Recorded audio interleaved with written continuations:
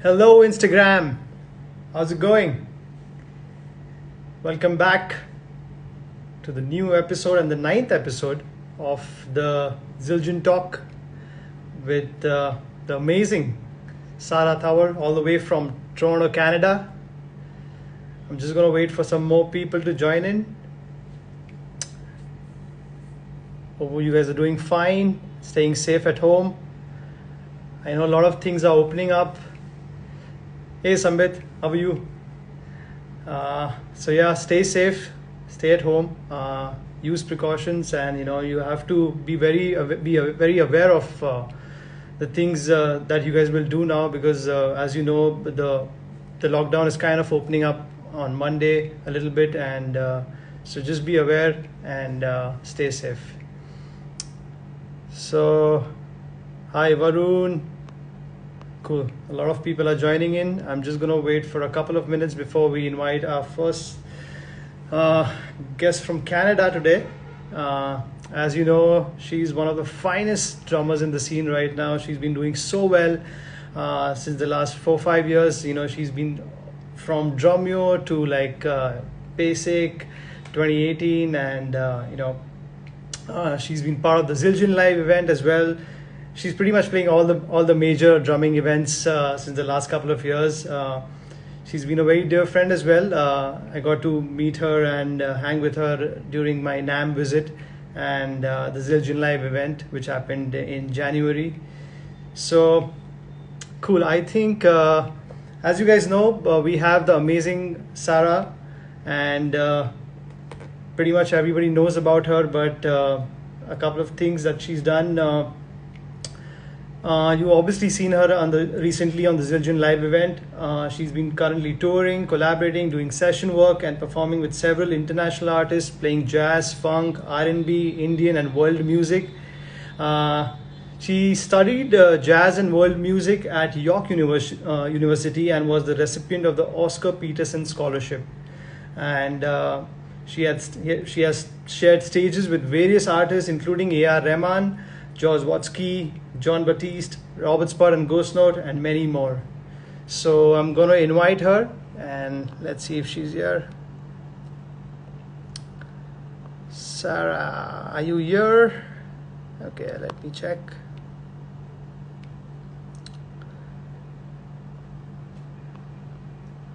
Okay, I'm just going to wait for Sarah to join in.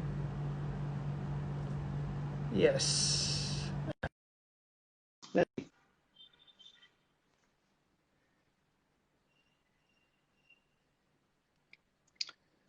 Let's welcome. Hello. Hey Darshan, how are you? Very good. How are you doing? Can you hear?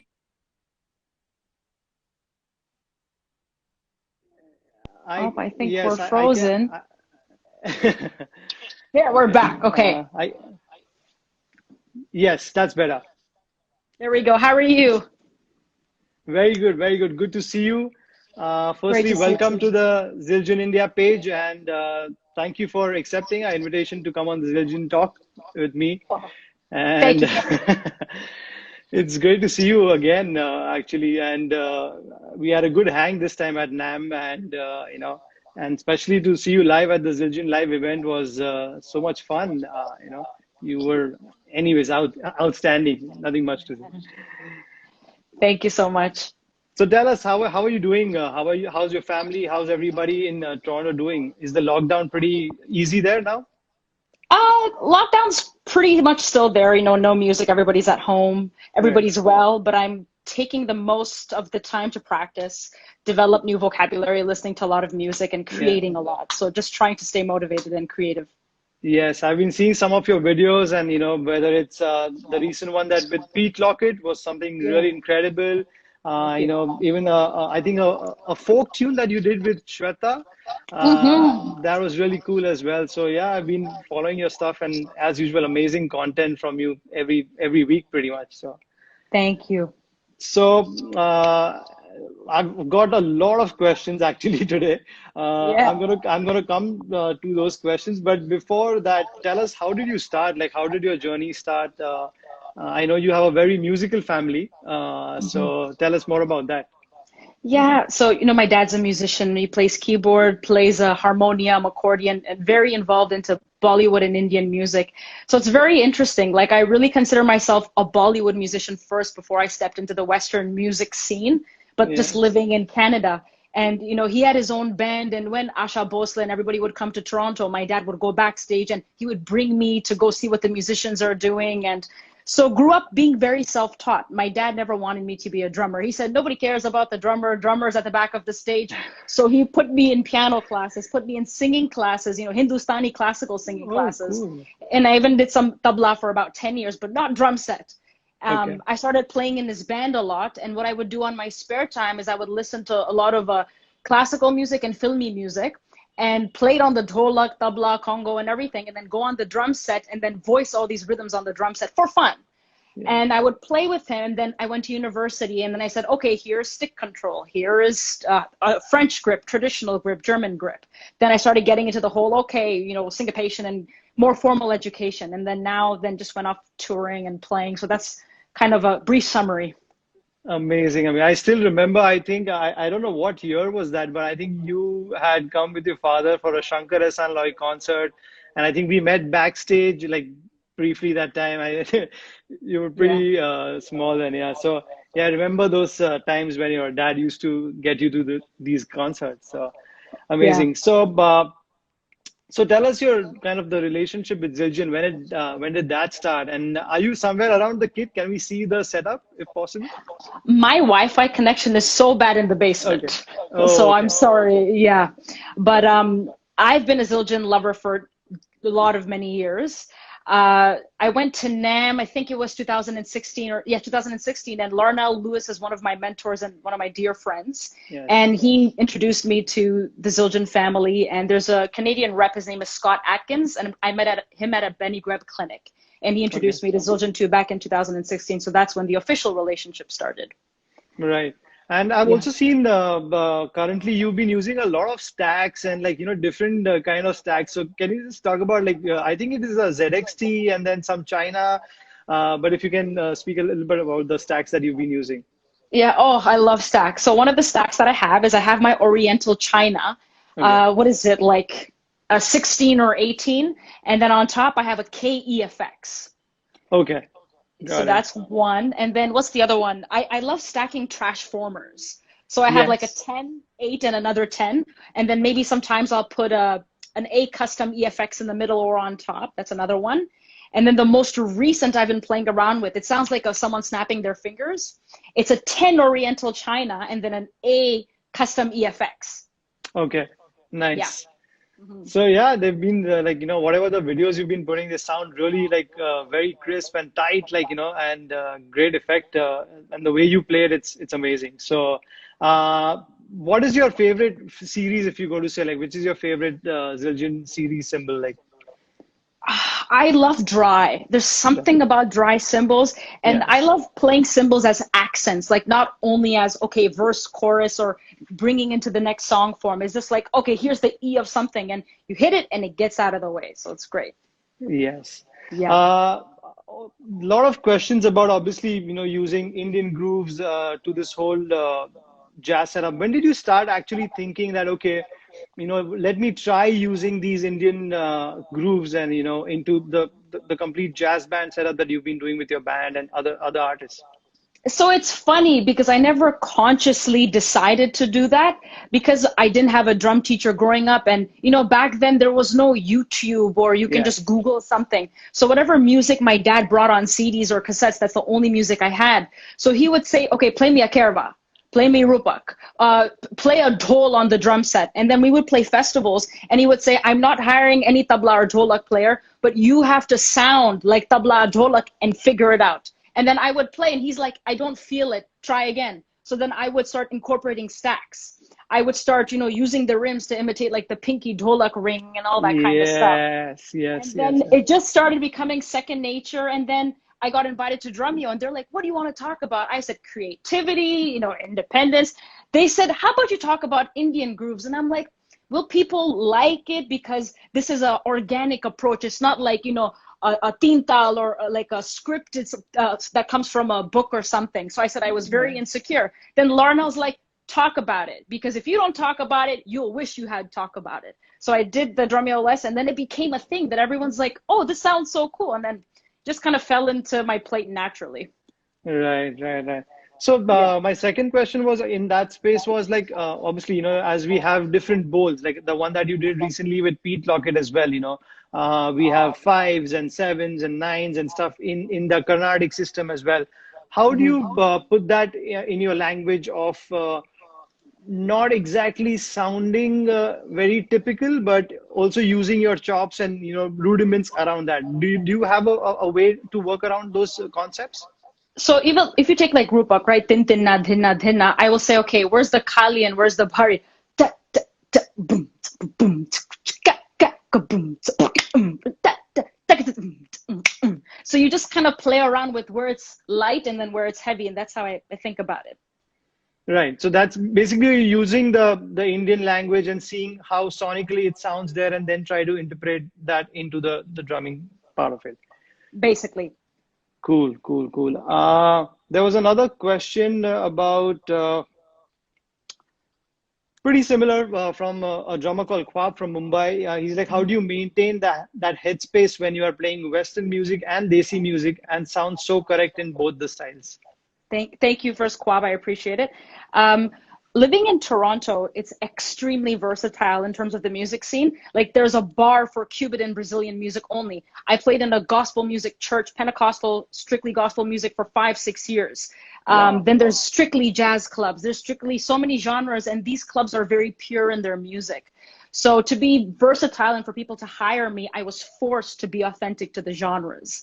So a lot of listening, studying people and following drummers around, seeing the way people dance, seeing the way the food tastes. You know, Brazilian swing versus Cuban swing is like two different things.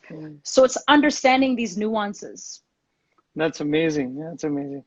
I'm sure that would answer what he was looking at. Yeah.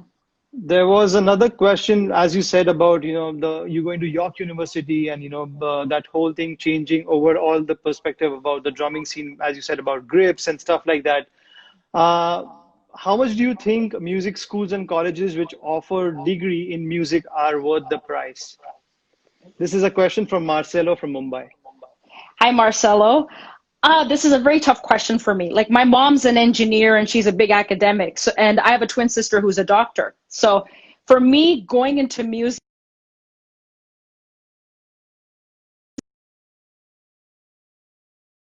for a second. Okay, there, we're back. Can you hear me? Yeah, now Yes. I can hear you. We're back. Okay, great. You. So I'll just, can you hear me? Is that bad? Is that better? Yeah, that's much better. Can you hear me? Okay, okay. Okay. Yes, I can. All right. So, you know, my parents are very big academics. So my mom said you can only pursue music if you do a degree. So I was very angry and I said, this is going to be completely useless. But what music program teaches you is how to write essays, how to be a good speaker, how to learn. I think that's one of the most important things. And music school exposes you, like I got exposed to gospel music, funk fusion, building a network. But school, in my opinion, humbly, it won't bring you any opportunities. You have to like figure it out yourself. And I feel like a lot of people that I know have relied on school to get to point A and point B. It's just a tool that will sharpen your skills and will expose you to so many things, I think. Right, because you know, a lot of drummers from India mainly always think that, you know, going to things like Berkeley and you know, all these universities abroad, but it's also very expensive for people to kind of, you know, not everybody can afford that. So that's always a question whether how much obviously technically and musically you're going to grow, but how much work you're going to get out of that is, as you said, you know that's not going to work out that much. You got to really work. I don't think so, because even I wanted to go to Berkeley, because Canada is a very small scene. If you compare it to America, it's really hard to get like an international name or break into the American scene. So I wanted to go to Berkeley, but being an international to go to Berkeley, I looked at the fees and I said, I can't do this. Right. So being active on social media, I think having some sort of paper, if you want it, it's beneficial if you want to go into teaching. But I wouldn't say I'm going to go to Berkeley. my future is going to be big. That's not the right mentality to think. Yeah. Yeah. Uh, there was another question about your practice routine. Is there any particular way you kind of focus every week or every day? Have you planned it when you are at home in the studio? So I would say like 5 years ago, I was a bit crazy. I would spend 1 hour on foot control only, another hour on the stick pad only, then an hour on independence. And then I'm like, I think I'm going to lose my mind. And I did this for like 3, 4, 5 years. Wow. Now I've written all my exercises down, and depending on my mood, what I'm listening to, I'll say, okay, I'll work on this. Okay, I'll work on that. But I try at least an hour a day, at least.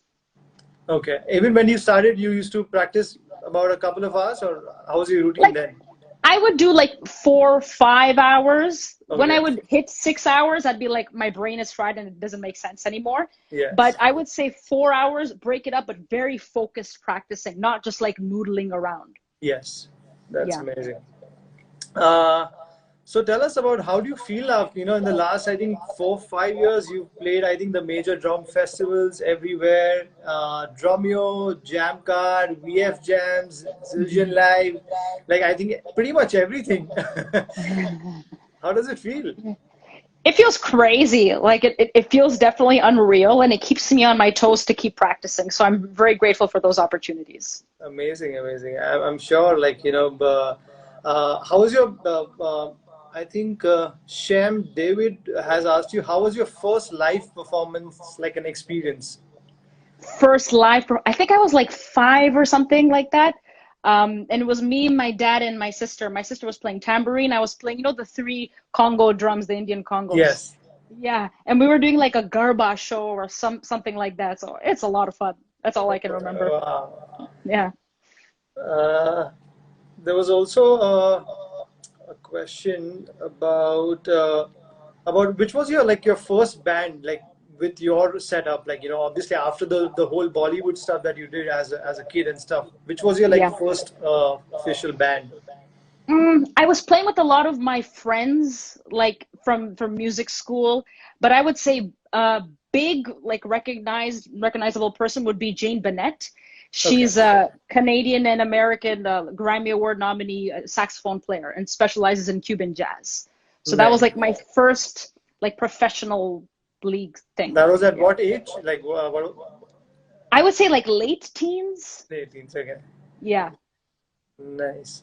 Also, I read in the bio you've also played with AR Rahman, VijayPrakash, Benny Dayal, all these amazing artists from India. How was that experience? How was playing with AR? When in Canada, I think you played with him. In Canada, it was a crazy. So there's a story that so in 2012 or 13, I get an email or all these Facebook messages. AR Rahman is looking for you, and I'm like, yeah, right. That doesn't make sense. And then I find out that he wanted me for Coke Studio. Okay. But because it was too many messages, I thought it was not real. So I declined the invitation. Then when he came 3 years later, he's like, you rejected me and nobody has ever rejected me, but I'm playing for 2 nights. Yeah. And then he's like, come and jam with us on stage the next day. So I went for sound check and I just played. He said, okay, come later for the show and let's play. And I said, okay. Amazing, amazing. Yeah. And how was your experience with Benny and the Punctuation and Vijay Bhai? I love Benny. He's amazing. And I love Alok. And it's fun. Like the first time they came, I played some percussion with them. We played what did we play? I think Badtamizville or something we played. Yes. And then he came a few times after. So me and my sister, we took the whole band and we went to different jazz clubs and listened to music. So they became such dear friends. And with Vijay, sir, we played some Tamil festivals here a couple of summers ago. Okay. Yeah, so that was fun. That's amazing. Yeah. Okay, this is a question from Raman from Delhi. Since you play jazz fusion, which usually has complex structures, do you think of the melody part on the keyboard first, or do you design rhythm layer after learning parts on keyboard? Do you use any kind of melodic content? I play piano, so I feel like I sing the melody and I understand the song form. Like, okay, 4 bars is A or 16 bars is B or whatever. And then when I'm playing drums, I'll sing the form in my head and then I can try to hear what the chord changes, what's happening. So that's how I kind of go about it. Okay, but what about like odd time and like complex structures when if it's like say like a maybe something in 15 or some like really odd time 11 and things like that. How do you work that out? Yeah. I find the a pattern, like maybe there's a riff or there's a melodic line that's repeating, and then I Right. just try to sing it. And I don't like thinking too much when I'm playing, so I try to make it like a mantra, then play based off the mantra that keeps repeating over and over again. Like, what's the common theme? Yes. Okay. Yeah, yeah. So if and how will you structure? Do you have like a structure for drum solos, something or that? It's pretty much on the moment, kind of what happens. I think for me, sometimes it's a good thing and a bad thing. I love just doing whatever in the moment. It's a lot of fun. But if it's like a big show or they say you only have 16 bars, you only have a set form, I will say, okay, I'll start on the snare. I'll go on the toms. Maybe I'll do linear. Okay, maybe I'll do like a 6-stroke roll with cymbals here. But that's all I say. I leave it very open. But at that particular moment, you're not thinking of any rudiment or exercise. It's pretty much just whatever comes in that particular moment. Yeah. Oh, and I'll also sing. Like I used to play a lot of congas growing up, like Cuban percussion. So the way conga players play, they go ah, ah, so when I'm starting a solo, I'll go ah, and then you start building from that. Right. Yeah. I love the last part of the Zildjian live. I was lucky enough to like be there and see you right in front, and I love all those stuff that you did on the pad as well, like with playing around on the drums. Good fun. Thank you. So this is a question from Dhruv Maniac. I don't know, that's his maybe Instagram name. Does the change in stick grip bring a change in the sound produced on a drum? For example, maybe like match or traditional grip, or also using like a German or French grip. Does it affect the sound of the drum? So for me, I rely on my control to affect the sound of the drum. When I think of grip, it would be more stylistically or what I'm trying to achieve. So like if I'm going to think of French grip, I'll think of like fusion jazz instantly because you're trying to use a lot of fingering and stuff. If I really want to have dynamics on my snare and comp a lot, okay, traditional grip so I can get that finesse happening. If I'm really like hammering out funk, some gospel thing, then matched down the middle. Right. So it pretty much changes for you according to the genre that you are performing with. According to the genre, yeah. Pretty much. Okay. Yeah. But you've always been pretty much a match grip player, right? I've never seen you that much using the traditional grip.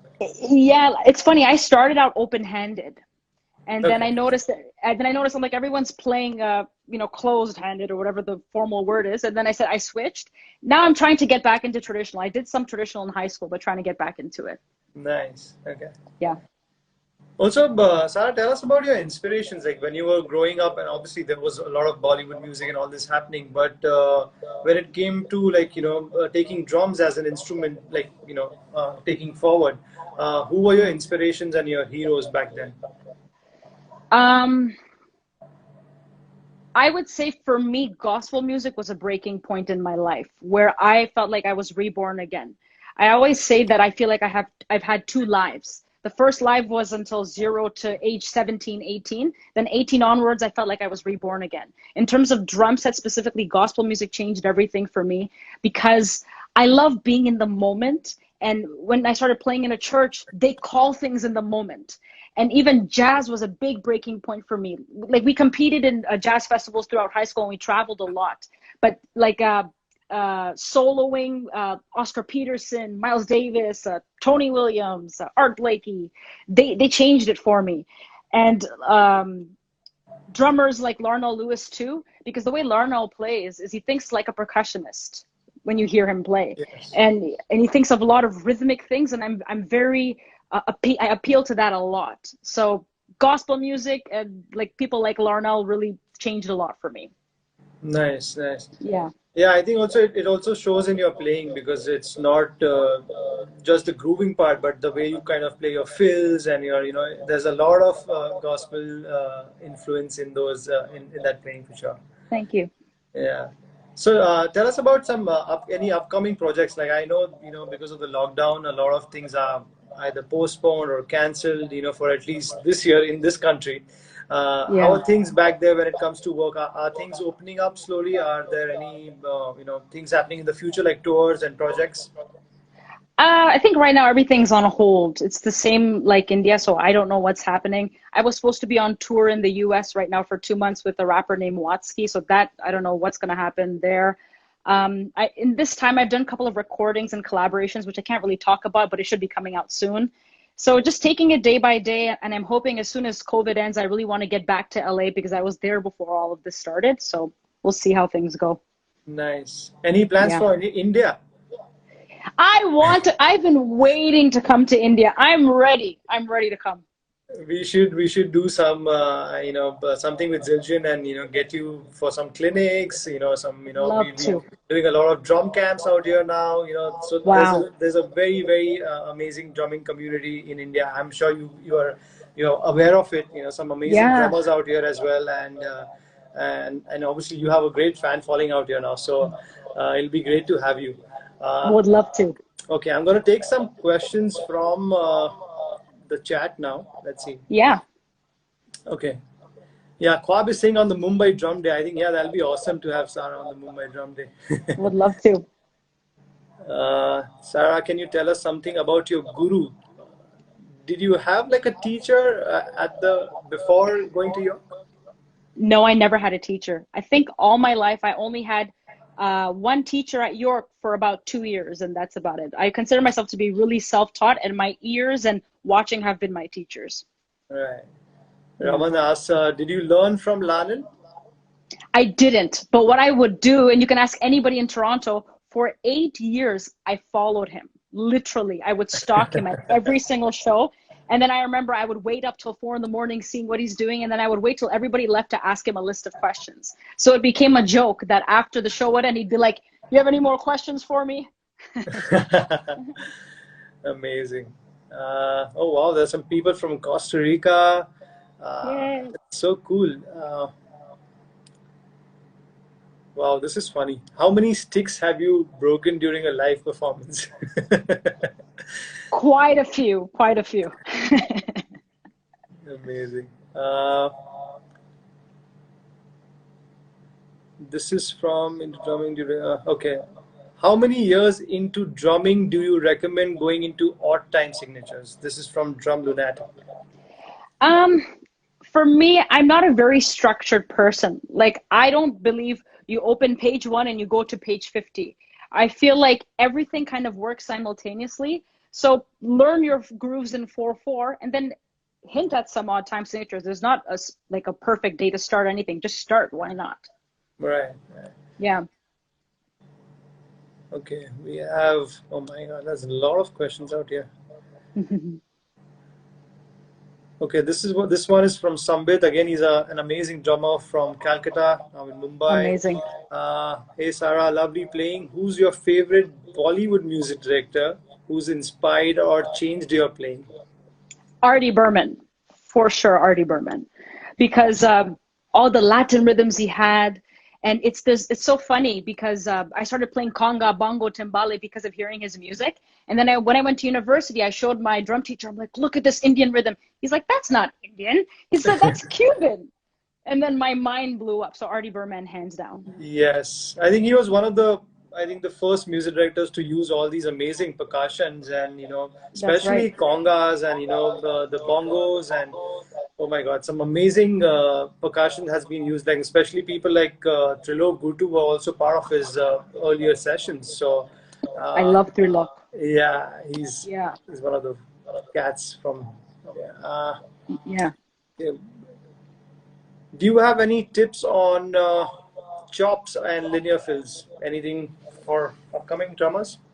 Yeah, so I like taking a specific concept and manipulating it as many ways as I can. So the simplest one, kick, kick, hand, hand. Then you can do kick, kick, right, right, kick, kick, left, left, and kick, kick, right, left, kick, left, right. Then orchestration is so important. Maybe the 2 cymbals, maybe just your left hand on the hi-hats, maybe cross your arms with floor tom and hi-hat. Then you flip it around, hand, hand, kick, kick, then kick, hand, kick, then hand, kick, hand. And they just make like a bunch of combinations. That's like one perfect example. Wow. Okay. I think that Yeah. answers your question. We have people from Brazil. Mhm. Love your performance. Thank you. Okay, this is cool. What's your favorite Indian food? Oh my God, my favorite Indian food. Papri chaat is my favorite.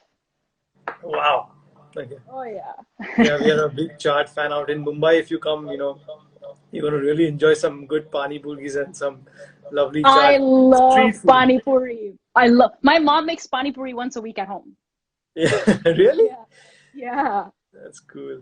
Uh, okay. Question from can you please do some bowls in Ektal? Do you have any kind of phrases in Ektal? Some vocal I would percussion? I would need to be behind the kit for that. So stay tuned. Right. So, where did you learn tabla? Like when you started learning, as you said, for 10 years. Yeah, there's a tabla player named Shubhajyoti Guha, and he's actually from Calcutta. And he would come to Toronto for performances, I think, like for a summer or something. So every summer he would come, I would take maybe 8 to 10 lessons with him. Okay, so it was not a regular thing. Whenever he used to come to No. Canada, you used to kind of learn under him. Yeah, and then I learned some rhythm and some kanjira from Trishi Shankaran, Oh yeah, because he's from here. Him, yes. and then there's another fellow named Trivindam Balaji, and he lives here too. So I circulated a lot. Right. I Yeah. think I think Steve Smith also has done a lot of stuff with Richie G and especially in Canada. I think. Yes. Yeah. Uh, okay. Can we hear you play? I'm sorry, she's not at the kit, so you can't hear her. But you can surely check out her on Instagram, and there are a lot of amazing Yes. videos out there.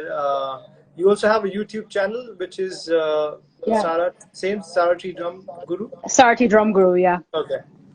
How did this name come So in? I'll Like, tell you why. So when I was like early teens, YouTube started coming out. So I started putting up videos on YouTube. Then my mom's like, come up with a cool name. So she's like, Sarah Thawer, Desi Girl. I'm like, Mom, how? Like the public won't understand Desi Girl. And then I started walking around school. Everyone's like, yo, Drum Guru, what's up? Guru. And then I said, Sarah T Drum Guru. And it became a fun nickname. Yeah. nice. Yeah. Somebody's also asked about your expressions, like especially when you play. Where do these expressions come from? So it's funny because when I was playing growing up, my mom would say, put your tongue back in your mouth. It doesn't look good what you're doing with your face. And I said, leave me alone. Then I saw videos of people they took of me and I said, I look like that. And then I tried keeping a straight face, but it didn't feel natural. So I'm like, I don't care. I'll do whatever I want. So it just came naturally. Yeah, I think that's the best part about you is that you're just you when you're playing. You don't give a shit about what's happening across. It's like you're having fun on the kit, and it doesn't matter. Like and that's what I think is important when you really mean what you play. Like you don't have to smile just because somebody just to get some good pictures. That's so Yeah. that's amazing. Okay. Let's take a last couple of them. hmm This is from Rani Kaur from Delhi. Hi Sarah, who inspires you? Like, Herbie Hancock is someone who really inspires me because he's someone who's been such a pioneer in jazz, but he's done so many types of genres of music and he's constantly evolving. For me, I always just want to be involving. I don't really have like an end result of what I want to be, just a constant hunger of growing and learning. that's amazing. And which is that one artist that you really want to perform in this year or maybe next year? Herbie Hancock is my dream person to play with. Yeah. Okay, I think you're putting that out in the universe, and I'm sure it's I going am. to. How was your experience? This is from Gagan Kit. How was your experience at Drumeo? I think you did talk about it, but yeah, how was your overall Yeah, experience there? it was amazing. I tell everybody going to Drumeo is like going to a retreat, a vacation, because they treat you so well and they put you in a nice hotel. You're just playing drums all day. It's like a vacation. I didn't even think of it as I'm going to do work. I'm like, I'm going to have fun. It's amazing. Right. Yeah. Okay, this one from a drummer's perspective, which is your favorite song? Hmm. from Shiva? I would say like any let me think. I was just listening to Yellow Jackets. I can't remember the name of the album, but the album came out in 2018. So Yeah. just like the way Will Kennedy is playing, how do you set up a shot? What does it mean to set up a shot? How many bars are you going to set up a shot? How are you going to like get into the chorus or into the head? How are you going to lead into the solo if the bass player is taking a solo? And I feel like there's not one really good song because it really depends on the approach and the people that you're playing with. Like some recordings that I've recently done, it's funny. I did like 5 takes for this person. And I played 1 take, which was medium intensity, more dynamics. Then the next take was very intense, but maybe not as loud. Then the 3rd take, I'm like, I don't care. I'm tired of doing all these takes. I'm just going to go ham on it. And he's probably not going to like it. And he said, I loved it. And he's like, I want to use that take. So for me, there's so much gray area. There's not a right answer. It just depends what you're going for. Right. So when you go for a session back in Canada, how does thing work? Do they give you a scratch before you reach the studio, or you have to reach the studio, listen to the song, and then figure out whatever the way out is? I think it really depends. For me, majority, it's been they send me a demo or something like that, majority of the time. So you have some time to kind of figure what are you going to play, and like, whether it's grooves or fills, or, if there is a solo section, you have some time to kind of figure that out before you reach the studio. Usually, and if there isn't too much time, or if they don't give me much information, I'll study the artist, like who are his past drummers, what is he like for his albums, what is he like as a person. That's nice, yeah. Yeah, because you're in Bollywood, sometimes when we go for recordings, we don't get much time because we just have to go to the studio and they will give, we'll hear the song there, and, within like half an hour, 45 minutes, you got to just play. Wow. Thinking about the song and, what the music director likes, and, and obviously the film story also, sometimes you got to keep in mind about how it's going to be filmed and stuff like that. So a lot of things change when you go to the studio, dear. I want to play for a Bollywood movie one day. That will be a dream come true. Yeah, I think we should do one when you come to Mumbai. We should plan something out for that. Yes. That'd be awesome. Okay, there's a question. Do you speak Hindi? From Sahil? My Hindi is very bad.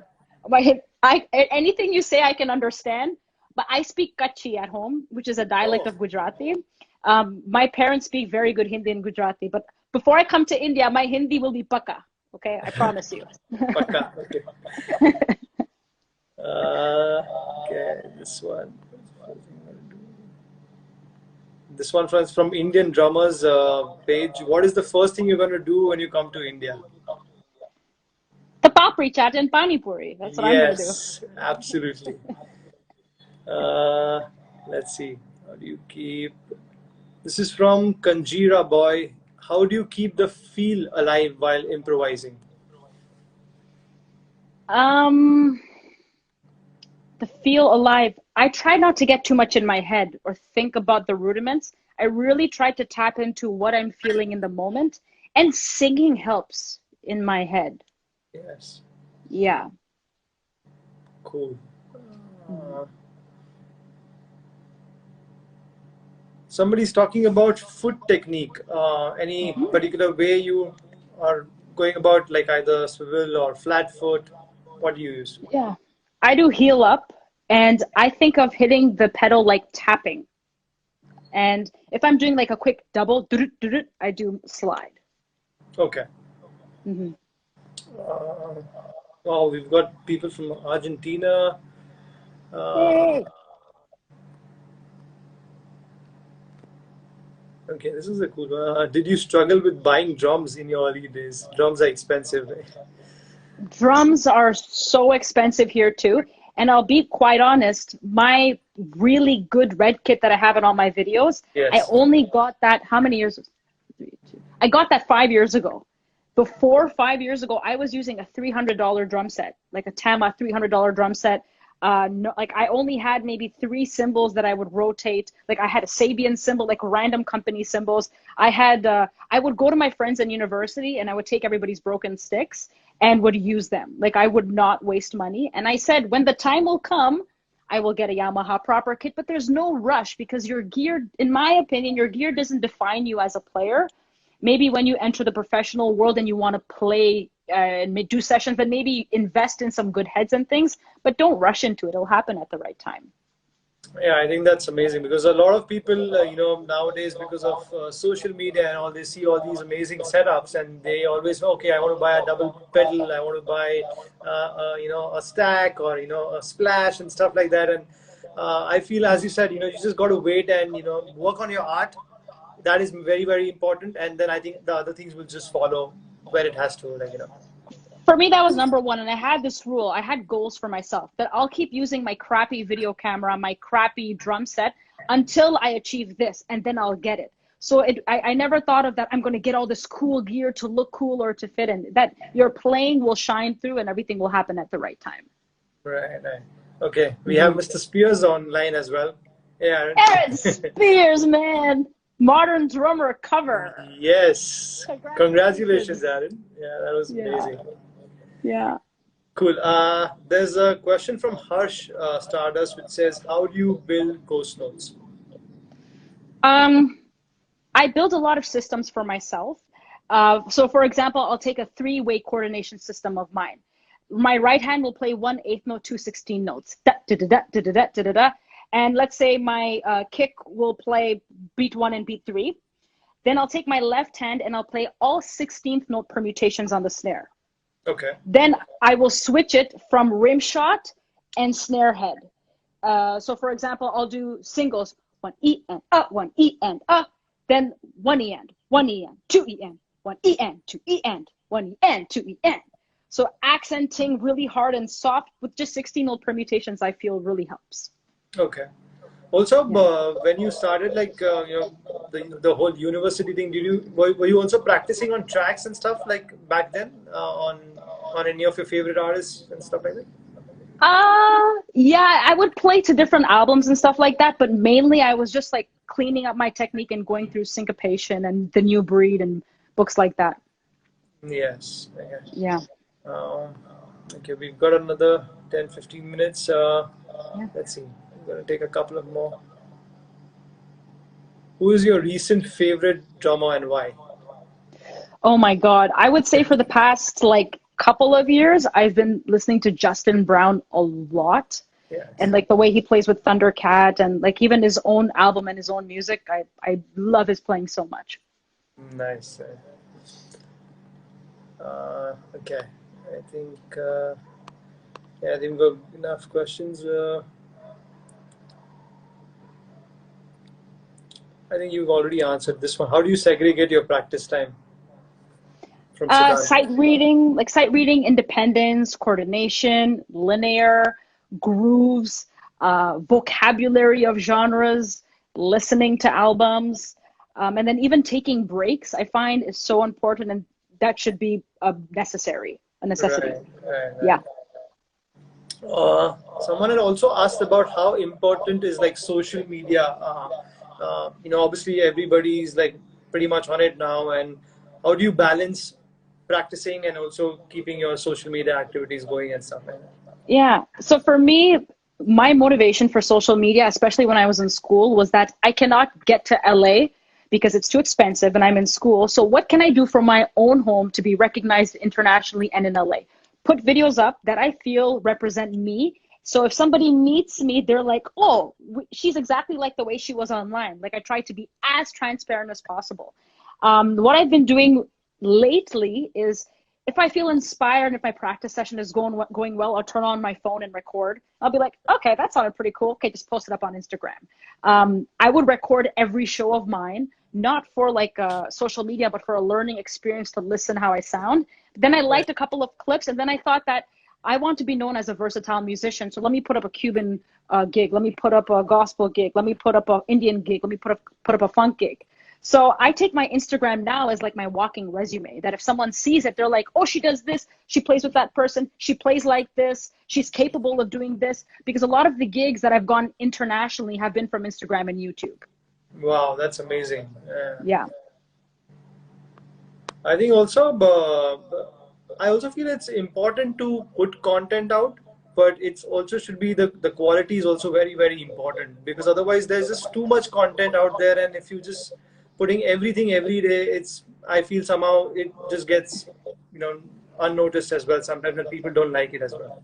I agree. Like behind every video, I have a purpose. Okay, I'm playing to this specific song, or I'm demonstrating this genre or this groove. So really think, yeah, just not, oh, okay, one video, two video, three. No, don't do that. Yeah.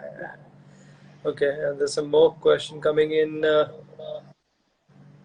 How about a drum duet with Darshan Doshi? Yes, we've been planning for a while now. I think we should do it soon for sure. Yes. Ma'am, can you suggest, this is from Atmik Drama, can you suggest the correct way to go through New Breed? So I'll pick an exercise that I like, and then I'll listen to a record that maybe has a similar ride pattern. Like again, if it's like da da da da da da, and my left foot is playing 8 notes on the hi-hat, and if my kick and my hand are playing rhythms or whatever it is, I have a musical reference. And then it'll inspire me to learn that exercise. I haven't gone through that whole book. I don't think I can ever go through a whole book because for me, it gets too boring. So have a musical reference for every exercise, I would say. That's nice, yeah. I think instead of just doing it like an exercise and going through each of them, I think it's really important to use it in a more musical format and not just do it as a rudiment. Yes, I agree. Okay, okay, I think this is the last question we'll take. Sarah, do you work on all these practice verticals, coordination, independence, sight reading, etc., or on a daily basis?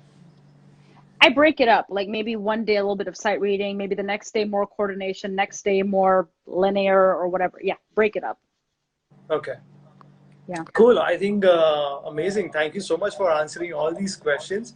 And I think before we say goodbye, any message that you want to give to all these upcoming drummers, because everyone out here is there are some really good drummers on the chat as well. Some upcoming drummers as well. So any final message to all of them? I would say coming up, I was very competitive, where I was like, I'm going to be faster than that person. I'm going to sound better than that person. And then I realized that nobody cares and you're feeding your own ego at the end. Really focus on finding your voice and who you are as a player. What do you like? What means a lot to you? Maybe to you, a 3-piece kit works. Maybe to you, you need 10 toms. It doesn't matter as long as you're honest to who you are, and that's how you will shine as a player.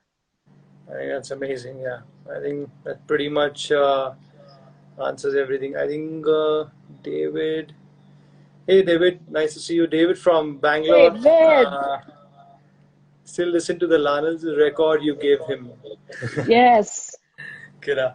So thank you, Sarah. This was really fun, and thank you for coming on Zildjian India. And we are really waiting to have you in Mumbai and in different cities. And hopefully we should do that with Zildjian, and especially if we can kind of connect with Sarah and Tina, and we can all have you guys in Mumbai soon.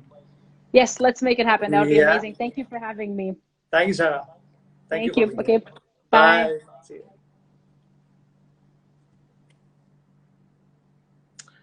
So yeah, that was the amazing Sarah Thawer. I hope you guys enjoyed the whole session. I think she pretty much answered pretty much all the questions today. And thank you so much for joining in today. And we are going to be back next Saturday at a different time. But now we have an amazing drummer all the way from London. So you're going to hear the announcement on Tuesday, and I'll see you on next Saturday. Thank you so much, guys. Cheers.